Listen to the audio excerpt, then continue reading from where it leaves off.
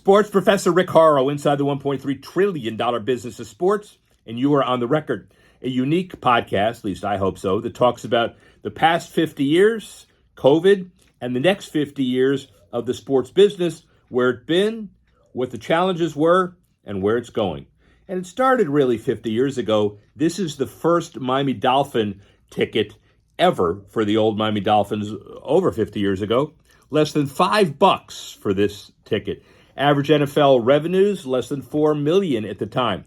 If you're a baseball player, you're going to make about $26,000 at that time. And then George Steinbrenner sets the stage by buying the New York Yankees 50 years ago, $10 million. About 50 years after that, the industry was worth $1.3 trillion a year. Highly visible, highly controversial, and an industry worth watching. But yet, on March 11, 2020, the whole thing changes. Rudy Gobert tests positive for COVID, playing for the Jazz in Oklahoma City. Tire industry shuts down, losing $12 billion a week. How are you ever going to come back? Resilience, it did come back. And the roaring 20s in the 1900s, Yankee Stadium and otherwise, Spanish flu recovery gave way to a bigger and wider-ranging scale of recovery from COVID 100 years later. And look, the Yankees, obviously, $9-10 billion. Imagine Steinbrenner for $9-10 million. Steve Ross turns down an offer to buy the Miami Dolphins for $10 billion. Television revenues of the NFL, cumulative contracts, nearly $200 billion. NIL, nobody even knew what that was, now over $3 billion a year. And when you think about all of the numbers, it's a success after COVID because of three factors. One, survival of the fittest, uniqueness. Second of all, creativity in the context of taking the next step and standing out. And third, collaboration, cooperation, best practices. You put all of them together and you look at the next 50 years. Big challenges, Web 3.0, globalization. We're scared of AI. What are we going to do with it? NIL. Get the toothpaste back in the tube, for the metaphor. What about conference realignment? What about the franchise free agency, team free agency, player free agency, stadium development? All of that stuff, we need some defining and guiding moments. Well, luckily, this podcast can give you some of that perspective with some unparalleled cooperation with the Falk Institute of Sports at Syracuse University and the UNLV Global Sports Innovation Institute as well, along with the partnership that they had sponsoring the CCON Development Conference with USA Today. Came back from the conference, had some interesting perspective. The content is great, but the podcast will hopefully take some of the issues that have been raised by these partners and take them to the next level with some interviews that I hope you're going to like. And the bottom line is, hopefully you'll have a good time, and you may even learn something in the process. So sit, don't go anywhere. Every week, we will theme it around major events and a mega interview, and hopefully you'll be entertained and you might even learn something. Sports professor Rick Horrow, and you're on the record.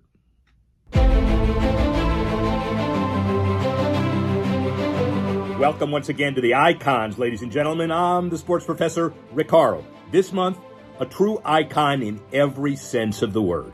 Heisman Trophy winner, NFL Pro Bowler, an incredible human being, Ricky Williams. Let's get started by going inside the icon. Ricky Williams was born in 1977 in San Diego, California. Raised by his mother with two sisters, he tested at an intelligence level twice his age when he was 6. Became a brown belt in Taekwondo at age 12 and started growing his trademark dreadlocks at 15. Williams excelled in baseball, football, track, and wrestling, but was named the San Diego Union Tribune's Player of the Year in 1994 after rushing for over 2,000 yards and scoring 25 touchdowns.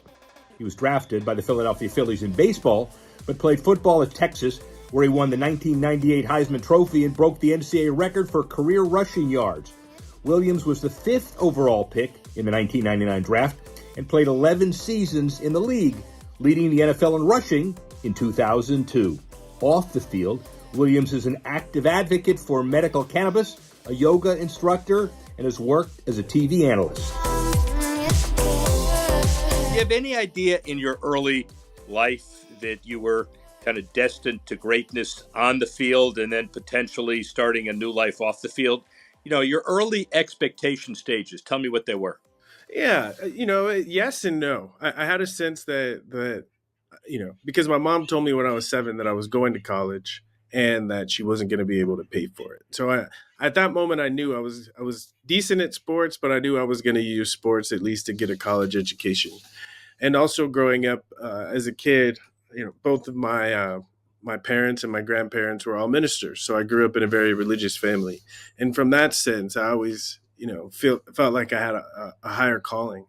And I struggled for most of my professional career to integrate those two sides of myself. And it really wasn't until the end of my career and post career that I've really been able to fulfill those promises. Well, and there's another issue too. Obviously, you look at your bio, and apparently, when you were 6 years old, you tested twice your age as far as IQ. How did it feel to be the smartest guy in the room, and then you didn't know it at the time, but you were smarter than everybody else you interacted with?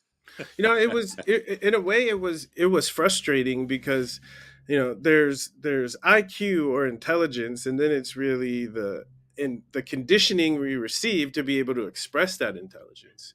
And so because my mom was working all the time and she was a single mom, I didn't have the luxury of hearing parents have intellectual conversations. And so I had a powerful IQ and that I could figure things out, but I didn't always understand what was going on around me. So it took me longer, I think, really to maximize and utilize my intelligence.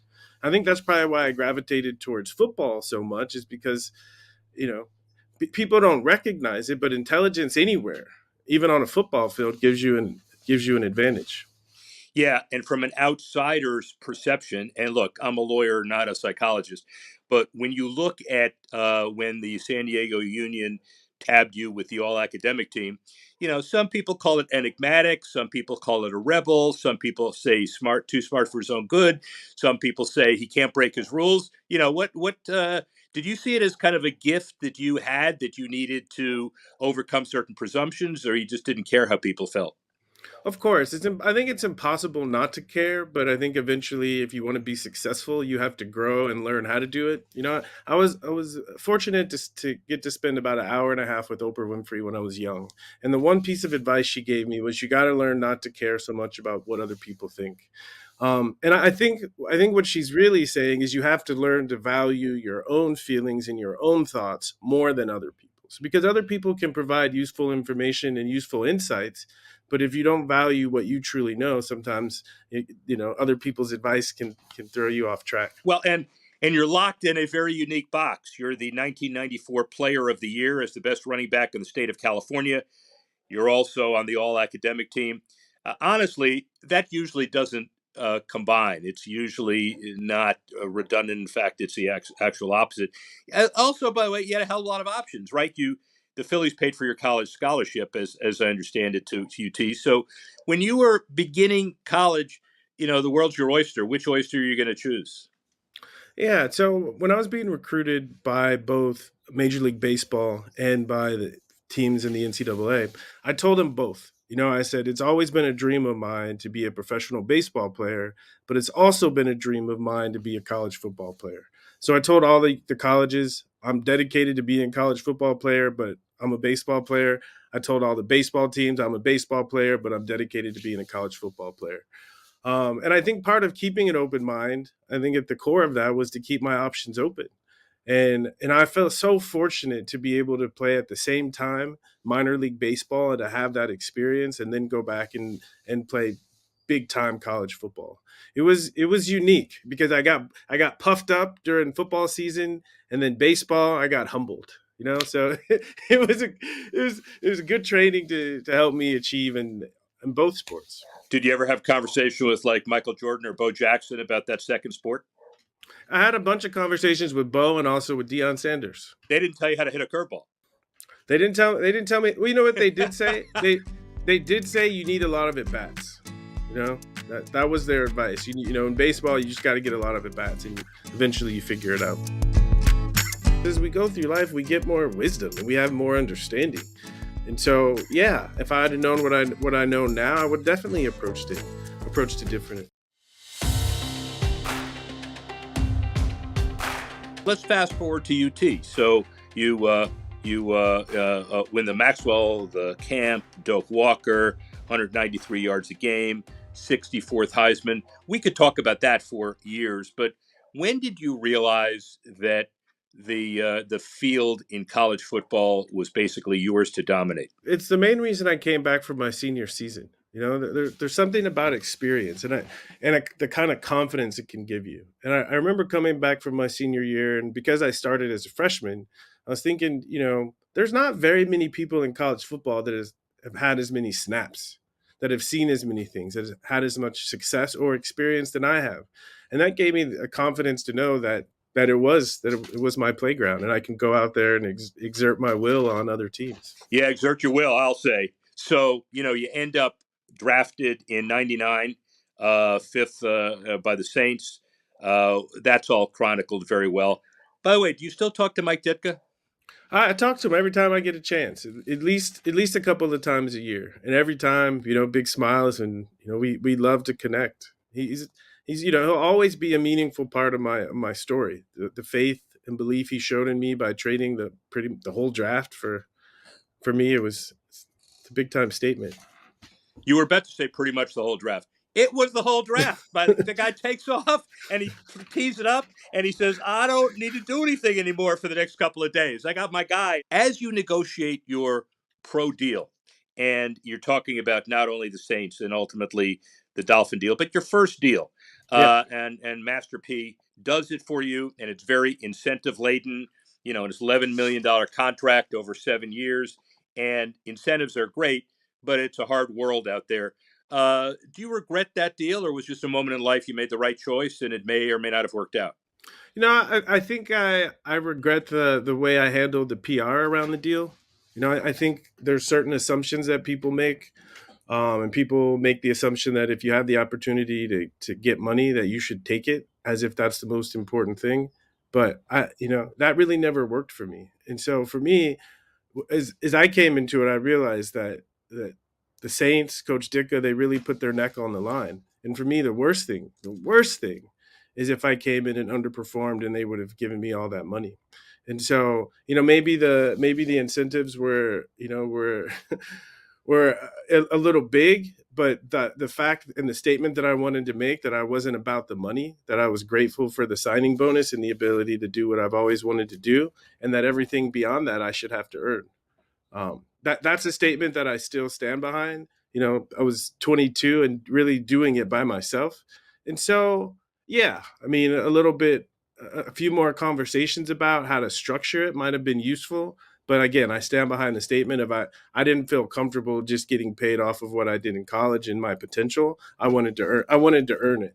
Guys who are running backs who have short NFL careers and basically want to form a running back union because they are legitimately not getting enough dough today because running backs are fungible. What's your comment on that? I mean, I can appreciate both sides of the argument. From the business perspective, now that I'm a businessman, learning to look at things in terms of what's the market, you know, and the Yeah. reality is you can get a good running back for cheap, right?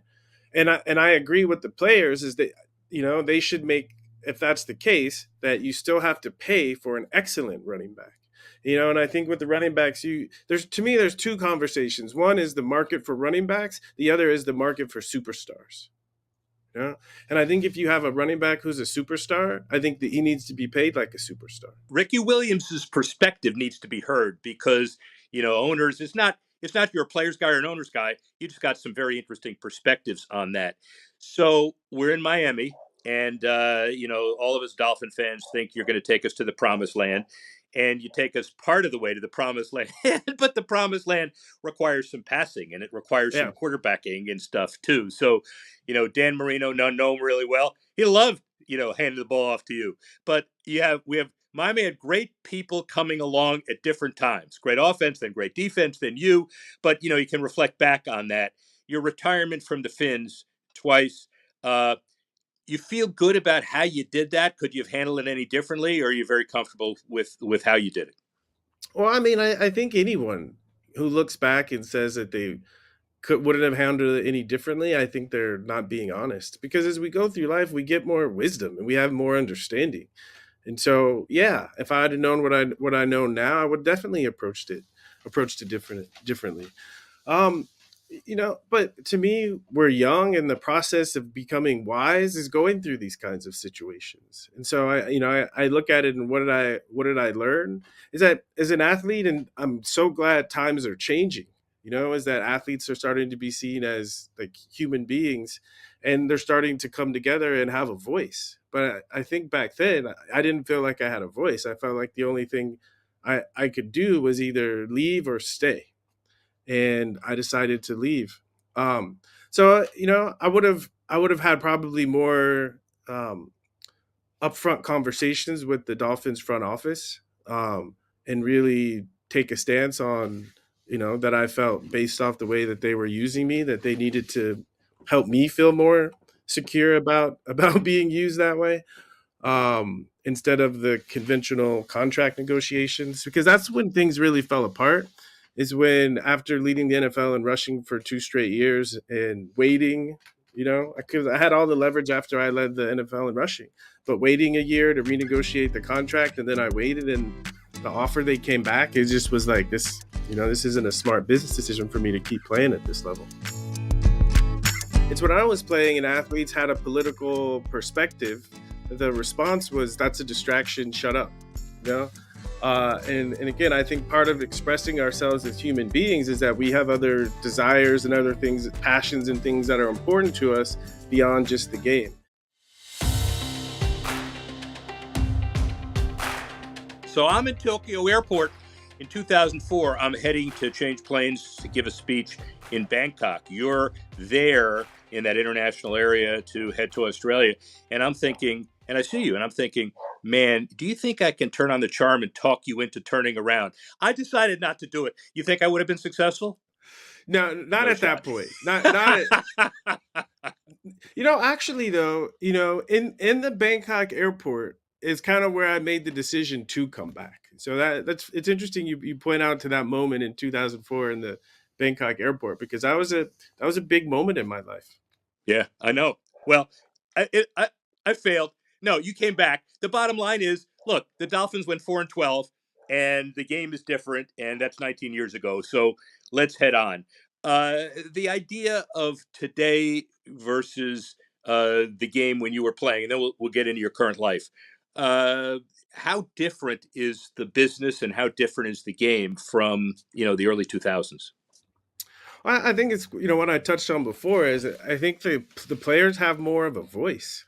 Um, And I think whatever you may, but just seeing the end racism in the back of the end zones, it's when I was playing and athletes had a political perspective. The response was, "That's a distraction. Shut up."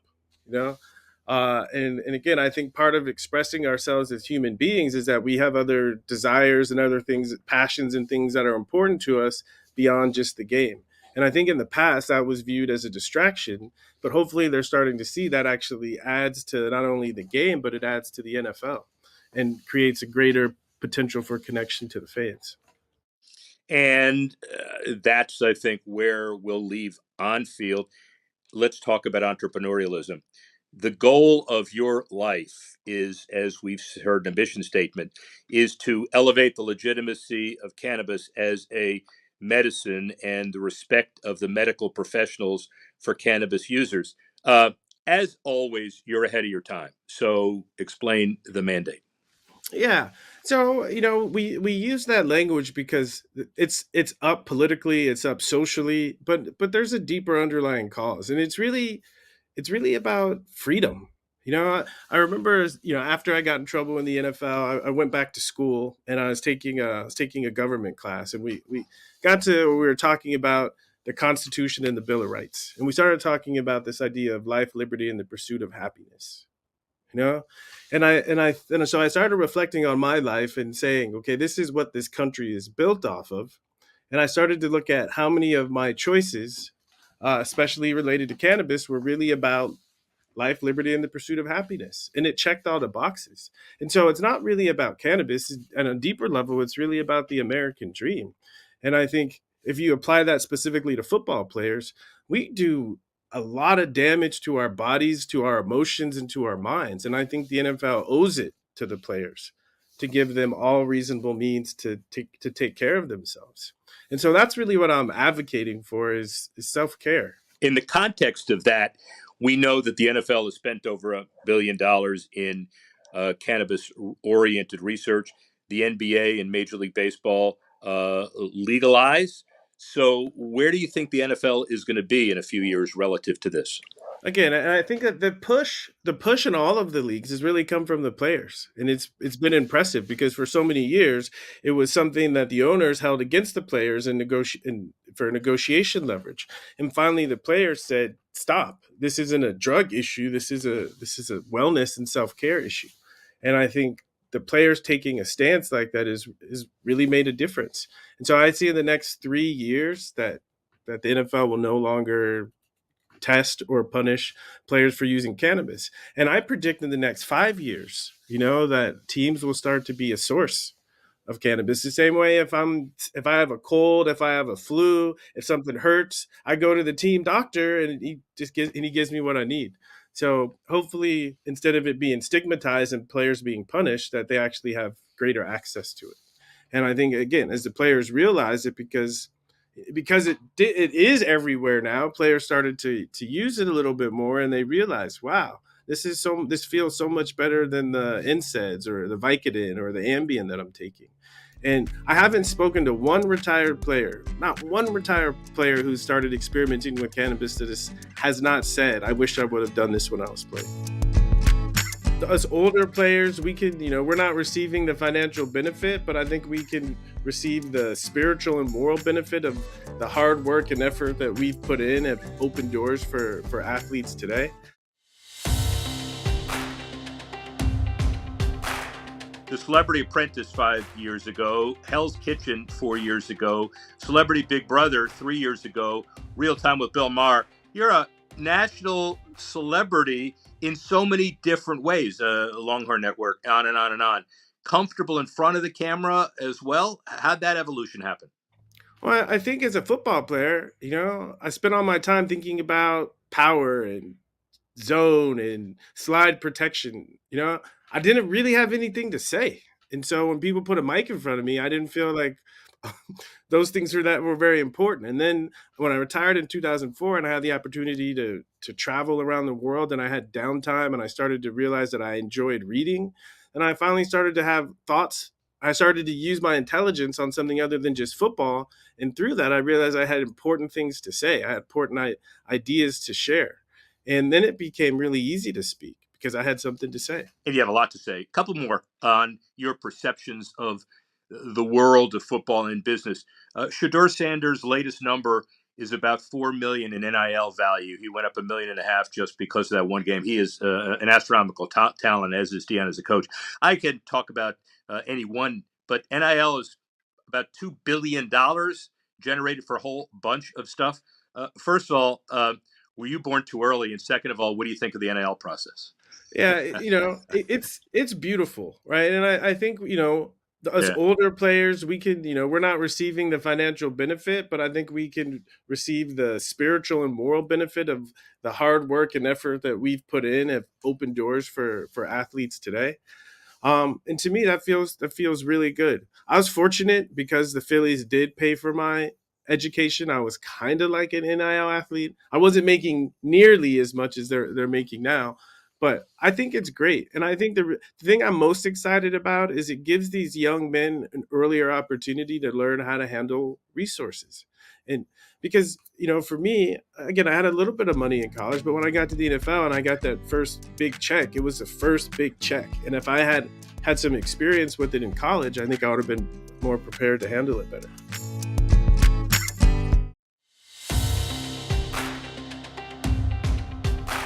Most important, impactful issue in your life? Winning the Heisman, rushing for 10,000 yards, beginning your entrepreneurial career in cannabis development sales. I'm an entrepreneur. It's funny, the timing of this is perfect. I'm an entrepreneur in the sense that I launched Heisman about a year and a half ago, but and today is like a momentous day. I also launched an astrology app. And today we turned on the paywall. So it's officially became a business this morning. And again, astrology, another stigma. It's a challenge and it's a passion, but if you can get people to open their minds, I think it's the greatest gift you can give someone.